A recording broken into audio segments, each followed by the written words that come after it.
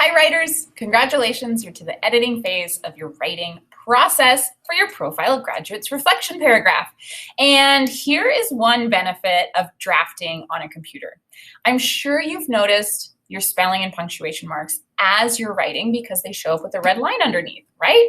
So this should be a pretty quick step, but it is an important one that you may not skip, okay? So I'm gonna show you how I read through my paragraph, and I'm just checking for spelling, punctuation, and capitals all at the same time.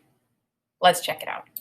Hi writers, okay, here is my Profile of Graduates draft. It's just about finished, and you'll notice, dun, dun, dun, there's some lines underneath some of my words. Now, as I'm sure maybe you've heard before, seen before, I think I've shown you before.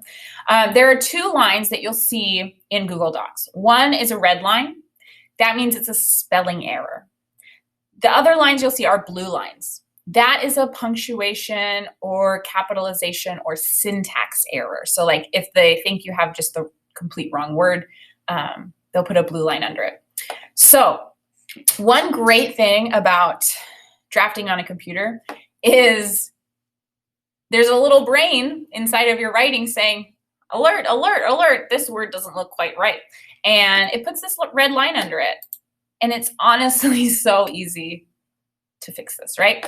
So look at the words that have the red lines, and you can either right click, right? So with the right side of your trackpad or your mouse, and this little menu will pop up and it'll say, did you mean simultaneously? And I say, click on it. Yes, thank you, Google. I did mean simultaneously. And here we go. I have my teaching plate. I'll right click. Did you mean teaching? I sure did, Google. And we also have this one here. If I have too many plates, they will all start going wobbly. Did you mean wobble? No, I didn't. They will all start going wobbly, wobbly. Maybe that? Let me check again. Oh, wobbly. Yes, that's how you spell it. See how I didn't just automatically pick the word that Google gave me? I reread it and I kind of read through because wobble wouldn't make sense in my sentence. I needed it to say wobbly. So I'm glad that I stuck with that and figured it out. Now here's another one. Did I mean responsibilities? Balance all of my responsibilities. I sure did. Okay, there's also this blue line here. If we right click on it, it's telling me to add a semicolon. Okay, so that's something I could do. Or, you know, I think I was just missing a period there. So I'll put a punctuation. And I also clearly need a capital. So once I've gone through and I fixed the spelling, now I'm going to reread it again and make sure that I have punctuation and capitals. Plate spinners have to have balance. Capital, period. They must be able to focus on many plates simultaneously.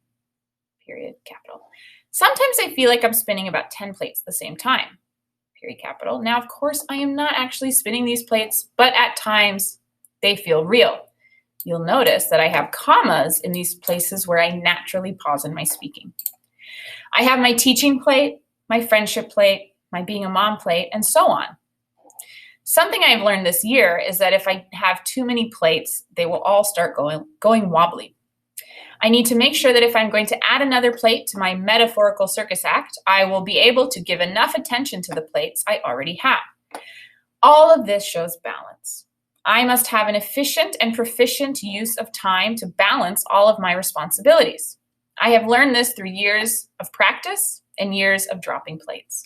However, this year especially, I have worked hard to ensure a well-rounded and balanced lifestyle. Need a period at the end. Okay, so I've checked my spelling, I have checked my capitals, and I have checked my punctuation. I want to remind you that I am going to take your writing and put it directly into your report card comment.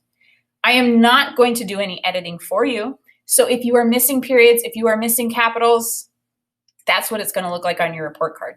So this is a very important step to prove that you are a third grader Who knows how to put punctuation at the end of a sentence, and who knows how to capitalize at the beginning of a sentence?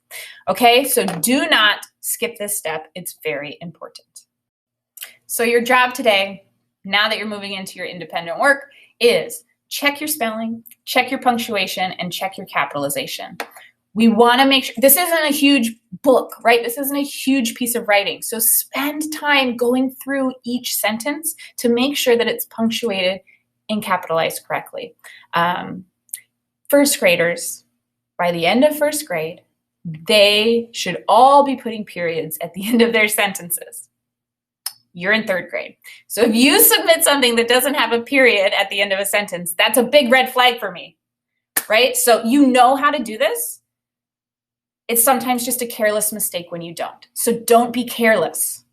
Put care into this work. Be careful, okay? Really spend some time with this. And I'll talk to you later.